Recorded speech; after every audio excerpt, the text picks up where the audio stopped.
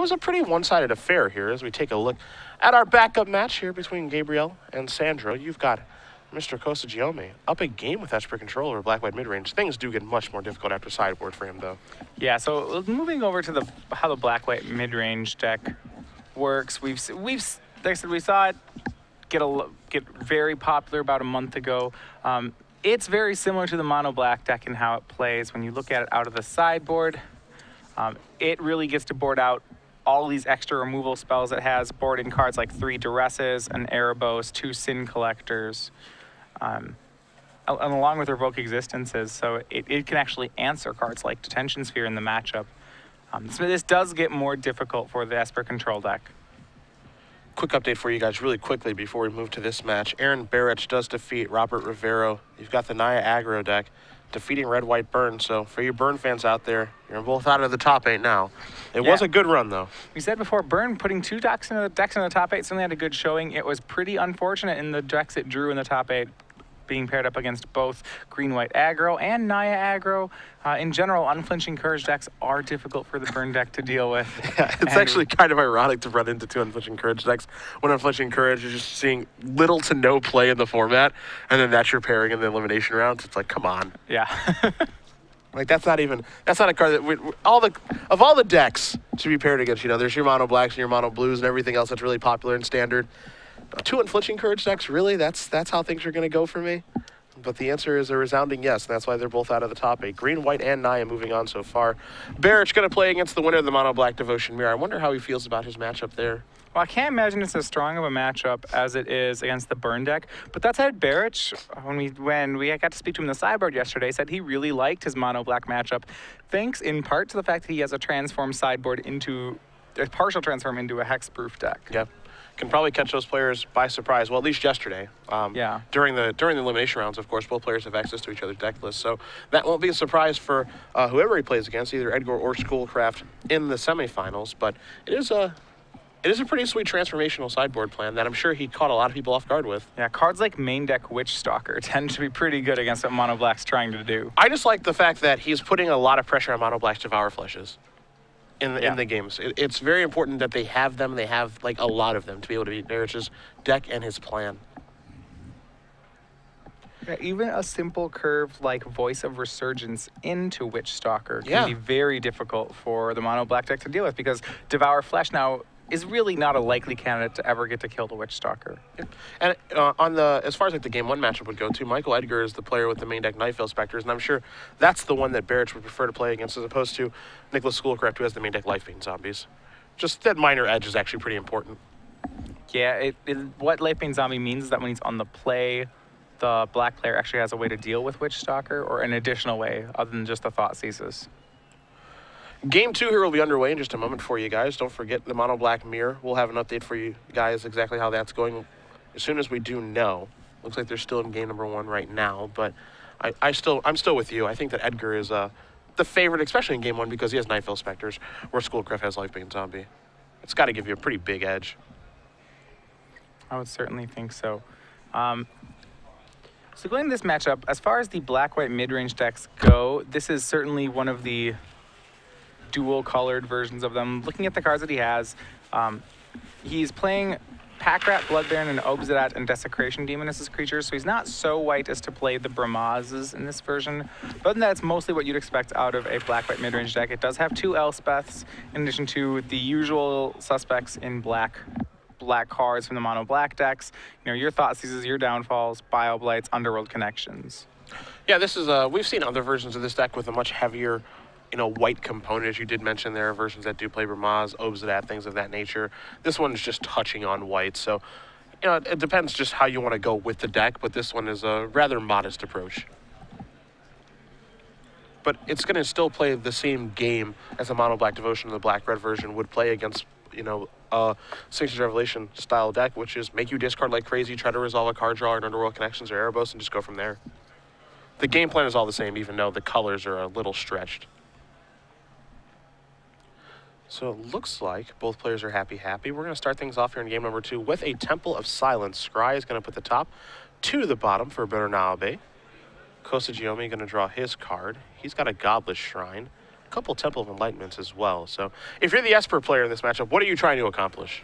Well, I mean, a lot of the pressure here is, well, first of all, you're going to get Thoughtseize and Duress, and it's not anything you can really do about that. So that's something you just have to be aware of. You'd like to keep hands with a lot of redundancy. What you want to do is stop Bernabe from being able to resolve one of his card drawers. That means particularly Underworld connections you don't want to have happen early. Because he's playing the black-white mid-range deck, that what also happens is what he's going to try to do is he's going to try to clear the way for a card like Obsidat. He's going to use Duresses and Thoughtseizes to take your counter spells and then get Obsidat through. So what that means is that cards like Thoughtseize, which you see Costa-Giomi playing, are actually really strong in the matchup. So it's a way you can get rid of a card like Obsidat or Rip of Erebos without having to leave up counter spells. I was going to say, I bet he didn't expect to be Thoughtseize, so now you're going to take a look at a hand of an Obsidat, a Desecration Demon, actually 2 copies of Obsidat, Underworld Connections, and some other fun stuff here. So actually a pretty good hand here for Sandro.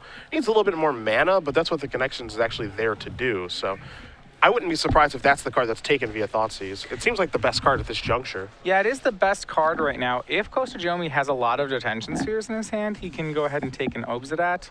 But as you see here, he is going to go with Underworld Connections. I like this. It actually forces Sandro to draw a lot of lands now. Exactly. Underworld Connections was the most castable card there, and it was still one of the most important cards in the matchup. You see no more lands on Bernabe's side. He actually drew a Blood Baron, so right now he has kind of an embarrassment of 5 drops. I imagine if he resolves any 2 of those, it should be good enough. Yeah, if he ever gets to that point. He's going to have to run off some lands here. That was another copy of Obsidat. Wow. Just has to pass the turn back here. So if you're Costa-Giomi, you want to take advantage of this somehow, some way. Maybe try to get a Jace down and just minus it. He's just going to play Temple of Silence and Scry. That card's going to stay on top. Again, I really like the idea here of just forcing Bernabe to just draw lands to get himself back into the game. Sin Collector's not a bad find here in the interim. Yeah, and you said resolving something like a Jace, it's good. He does note there's a Hero's Downfall hiding out in Bernabe's hand, so his cards won't have, yeah. Like, I'm okay with that, though. Like, if you play... -2 it. Yeah, like, if you play a Jace, you minus it, he gets Hero's Downfall. Do you make that exchange? Because that exchange is probably going to happen anyway. And plus, if you have an Elspeth, which he does have, then, you know, you get to resolve that, and chances are that there won't be another Hero's Downfall immediately for that. So Elspeth could actually take you to victory. Yeah, there is a concern that if you minus it, it'll just die to Mutavault, and then the Downfall will take your Elspeth. So you may just have to plus a Jace so that it gets downfalled. That's true. If you're trying to clear the way for Elspeth. But then again, that's a fine thing to be doing. Yep. So Sin Collector has the option here between Dark Betrayal and Sphinx's Revelation. I think Revelation is the pretty easy grab here. Dark Betrayal can trade for the Sin Collector, or you can just hold that Dark Betrayal for a little while longer because you know that your opponent has 2 copies of Obsidat in your hand, so you can actually trade for one of those. Dissolve the draw here for Costa-Giomi. He's going to play Temple of Silence. Take a look at the top card. He's going to leave that on top. And really the most important card in this matchup, as it is in a lot of matchups, is the Sphinx's Revelation in Costa-Giomi's deck. You know, he can resolve cards like Elspeth, but they do get Heroes Downfalled a lot. He can resolve Jaces, he can hold back counter spells, but it's when he really gets to win the game is when he starts drawing extra cards. Yep. If he can just phase and discard spells, which he was unable to do. I mean, also have Sin Collector too, so there are a lot of discard spells coming from Bernabe. So land 4 was drawn on Bernabe's side. Remember, once land 5 hits the table, you have a Blood Baron and 3 Obsidats. Yeah, it's going to be time to cast Mythics. Ooh, an Aetherling got picked up. Yeah, That's so interesting. The other thing Costa-Giomi can do in this matchup, other than establish control of the board, is he can just Aetherling his opponent. Black-white midrange does not have too many ways to deal with an Aetherling. Yeah, the problem right now, as you're going to see an Elspeth get dropped, is that he only has 2 blue mana, so he needs to find 1 more blue mana at least. Probably wants to find 2 just to be safe. As here is Elspeth, that's going to tick up. Probably going to die in just a moment to the Hero's Downfall, and there that is. But 3 soldiers will get made for 6 mana. Yeah, and that clears the Hero's Downfall out of Bernabe's hand, which means if you're Costa-Giomi, it's actually, that's 1 less removal spell that your Aetherling has to play around. Yep. Bile Blight to draw here. You don't see that left in a ton, but part of the reason you do see it left in is so it can actually clear off Elspeth tokens. So it can actually do that this turn. It's not the most exciting turn, but I wouldn't be surprised to see a Bile Blight to kill your tokens, fire at Mutavault, get you for 4. Additionally, we could just see Desecration Demon get cast, but I'm not in love with Demon in this situation. I think it's yeah, okay. If your opponent has 3 1-drops, Demon's not at its best. This is why the Bile Blight was kept in, so even though the play seems unimpressive, if you've left in Bile Blight, it means you're just happy with this exchange. Yeah. And it's not like he left in a ton of Bile Blights, but this exchange can actually come up sometimes. There are also situations where your opponent is Elspething like crazy. They actually emblem in the new Bile Blight the tokens way, and you've effectively dealt with the Elspeth, as now here is Aetherling with one single blue mana available. So if you're Sandro, you got to find that 5th land like this turn, and he did, but it comes into play tapped. Yes, he's going to take some damage off the Aetherling. He still might be able to race it. There's been a lot of incremental damage dealt this game, actually. So, you know, you see Costa-Giomi's actually down to 10. So thanks to the blinking ability of Obsidian, it may be good enough. We'll have to see. And this is the exact reason that I like just the straight mono black version, because even though the white cards that you get access to are quite powerful, there are games like this one that we're watching right now where it's so important for you to actually cast the spells on time. And because you have Orzhov, Guildgate, and Temple with Silence, this is what can happen. You draw your 5th land, it comes into play tapped, and that's an issue. Yeah, we see Desecration Demon then is the play for Bernabe. And he just has a lot of power on the board. You know, Costa-Giomi's not out of the woods yet. Having the Aetherling in play certainly helps him. And actually, he is able to see, he does have that 1 Dissolve remaining and Dark Betrayal. So I feel like Costa-Giomi's going to be able to buy enough time to get 3 swings in with that Aetherling. His blue mana is just being worked overtime, though. He doesn't have a ton of it. You know, Aetherling requires a decent amount of blue mana. I guess at this point, Sandro doesn't really have much in the way of removal. So I don't think Aetherling's going to die, but he does have to manage it just with the fact of blinking it out and blocking and things of that nature, and also making it unblockable to attack too. So we'll see exactly what Costa-Giomi can do, because it looks like he wants to go unblockable style to actually force through some damage, but that might be a little more difficult than he would like it to be. Now he's looking at Dark Betrayal. If you look at it, I like the Dark Betrayal play. He only has 3 blue mana sources. So he's going to go ahead and Dark Betrayal the Demon, and he's not going to unblockable the Aetherling, because he wants to leave up 1 blue for protection and 2 more for the Dissolve.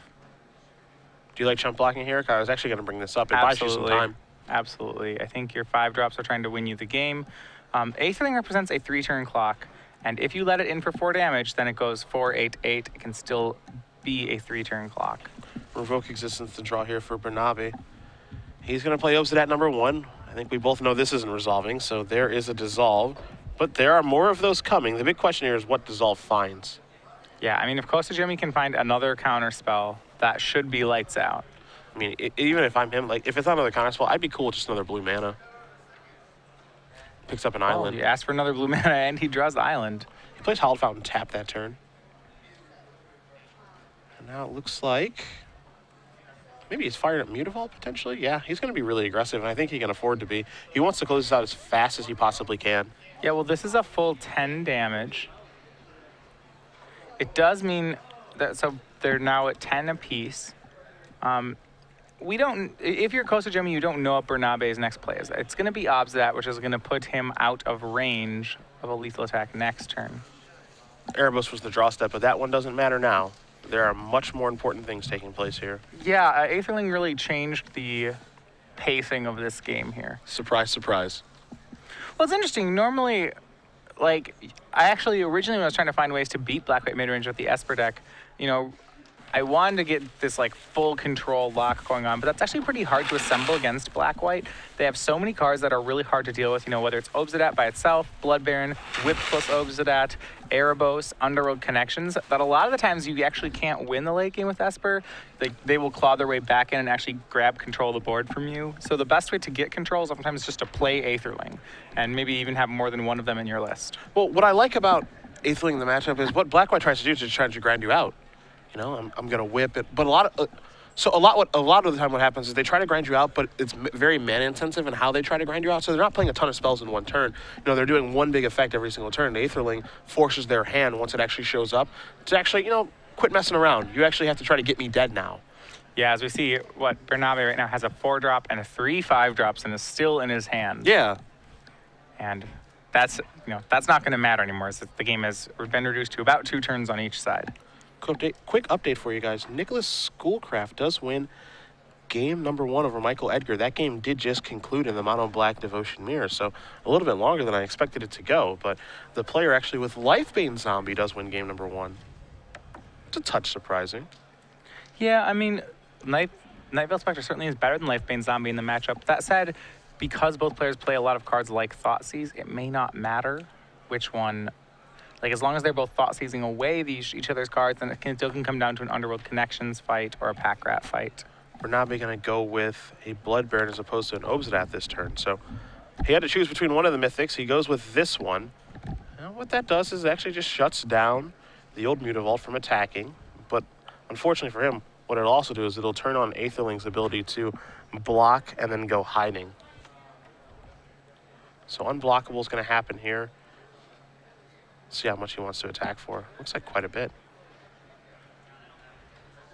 Yeah, it's going to be a swing for 7, it looks like. Yep. You're absolutely right, backing it up to 6, that he can blink the Aetherling and use the Aetherling to block and blink it again to deny Bernabe the life gain. Costa-Giomi picked up a copy of Syncopate for the turn as well. And that counterspell should be enough to get him the rest of this game here.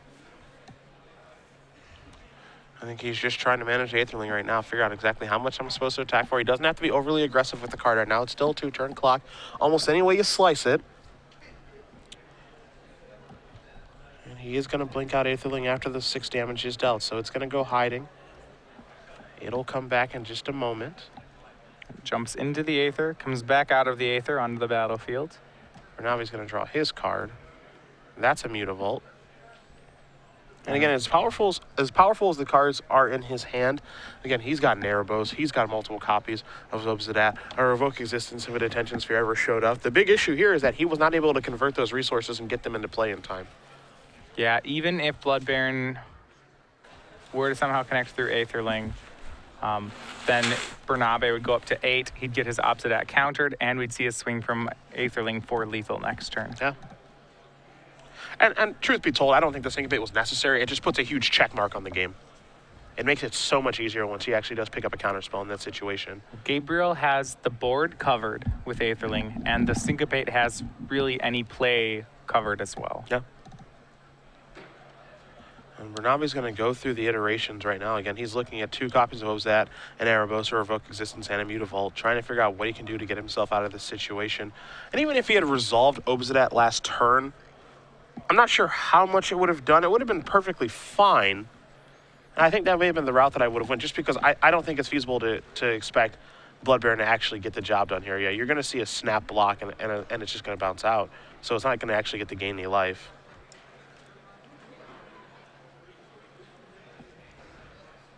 And now Sandro will get to deploy one more spell this game, but as you mentioned, the Syncopate's going to cover whatever it is. He can't counter unless fast it costs enough. 2. Yeah. And it doesn't. It's 5. He goes for the Obsidian. Obsidian is countered by Syncopate, and that is the match for Gabriel Costa-Giomi. So Mr. Costa-Giomi is moving on. Our 8th seed squeaked in yesterday, winning his last round in an Esper Control mirror. He's winning again. Does defeat Sandro Bernabe. 2-0. Esper Control is going to do battle against green-white aggro. Got to think he likes his matchup there. Yeah, I mean, some of the aggro decks can be difficult.